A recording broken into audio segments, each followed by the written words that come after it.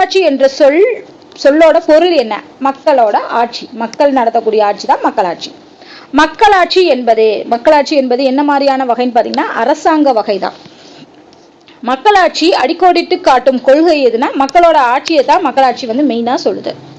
சமூக மக்களாட்சி வலுவாக நம்புவது என்னென்ன? சமூக மக்களாட்சிங்கிறது வலுவா நம்புவது சம வாய்ப்பு இருக்கணும், அதே மாதிரி சுதந்திரம் இருக்கணும். அதுதான் சமூக மக்களாட்சி நம்புது. அடுத்து, நேரடி மக்களாட்சி எங்கு நடைபெறுது? மக்களாட்சியில நிறைய வகைகள் இருக்கு இல்லையா, அதுல நேரடி மக்களாட்சி எந்த நாட்டுல இருக்கு அப்படின்னு பாத்தீங்கன்னா சுவிட்சர்லாந்து கூட்டாட்சி குடியரசுல தான் நேரடி மக்களாட்சி நடைபெறுது. இது எக்ஸாம்ல கேட்கலாம். அடுத்து, பொருளாதார மக்களாட்சி எதனை முக்கிய அடிப்படையாக கொண்டுள்ளது? பொருளாதார மக்களாட்சி எதை முக்கிய அடிப்படையாக கொண்டு வருதுன்னா பொருளாதார உரிமை இருக்கணும், சமூக சமத்துவம் இருக்கணும். அங்கேயே பொருளாதாரம் வந்துருச்சு. அதை வச்சு நம்ம சொல்லலாம் பொருளாதார உரிமைகளையும் சமூக சமத்துவத்தையும் அடிப்படையாக கொண்டது.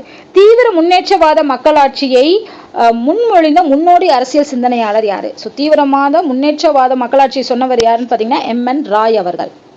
தீவிர முன்னேற்றவாத மக்களாட்சி எதுவாக நம்பப்படுகிறது? எதுவா இருக்கணும் அப்படின்னு சொல்றாங்கன்னா மக்களோட அதிகாரமா இருக்கணும், அதிகாரம்ங்கிறது மக்கள்கிட்ட இருக்கணும் அப்படிங்கிறத சொல்றாங்க.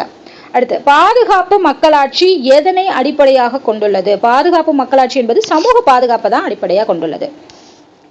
அடுத்து, மார்க்சிய கோட்பாடானது மக்களாட்சியை இந்த சமூக சூழலில் காண்கிறது, வர்க்க பகுப்பாய்வுங்கிற சூழல்ல காணுகிறது.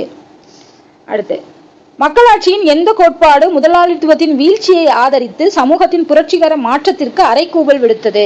இதுல இருக்க எந்த கோட்பாடு முதலாளித்துவத்தோட வீழ்ச்சியை ஆதரிச்சு சமூகத்தின் புரட்சிகர மாற்றத்திற்கு சப்போர்ட் பண்ணுச்சு அப்படின்னு கேட்டிருக்காங்க. சோ இதுக்கு ஆன்சர் மார்க்சிய கோட்பாடு.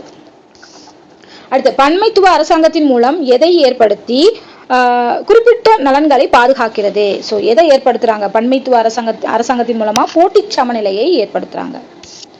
அடுத்து, இந்திய மக்களாட்சியின் சிறப்பு அம்சங்கள் ஒன்று எது? நம்மளோட இந்திய மக்களாட்சியில சிறப்பு அம்சங்கள் ஒன்று நாடாளுமன்ற மக்களாட்சி. சோ மக்களாட்சி நடைபெறுறது எதன் மூலமா தான் நடைபெறுது? நாடாளுமன்றத்தின் மூலமா தான் நடைபெறுது. சோ அப்ப சிறப்பு அம்சங்கள் ஒன்று நாடாளுமன்ற மக்களாட்சி. சோ இதோட